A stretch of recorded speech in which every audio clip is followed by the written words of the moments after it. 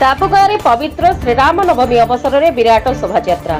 नवरंगपुर जिला डाबुगाँव आज पवित्र श्रीराम नवमी अवसर में हिंदू जागरण मंच, विश्व हिंदू परिषद तथा विभिन्न हिंदू संगठन तरफ विराट शोभायात्रा अनुष्ठित होता। अपराह 4 घंटा समय कृषि फार्म परिसर में मां ठाकुराणी मंदिर में पूजार्चना पर सुसज्जित जान प्रभु श्रीराम फोटोचित्र लगाई डीजे ताले ताले हिंदू भक्त माने नगर परिक्रमा करते।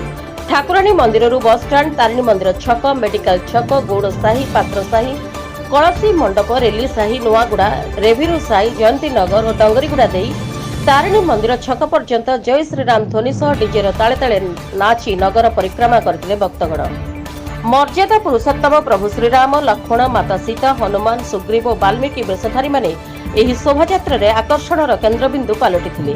एथिपूर्व हिंदू प्रेमी युवक माने गतकाली ठारू ग्रामर विभिन्न छक और साही को पताका आच्छादित करी गैरिकमय परिवेश सृष्टि करथिले। जय श्रीराम नारारे चतुर्दिग प्रकंपित होइथिला। संध्यारे तारिणी मंदिर निकटरे भक्त मानक पई पणार व्यवस्था करा जायथिला। दिनरे तारिणी मंदिर छक निकटरे श्रद्धालु मानक पई अन्न भोग करा जायथिला।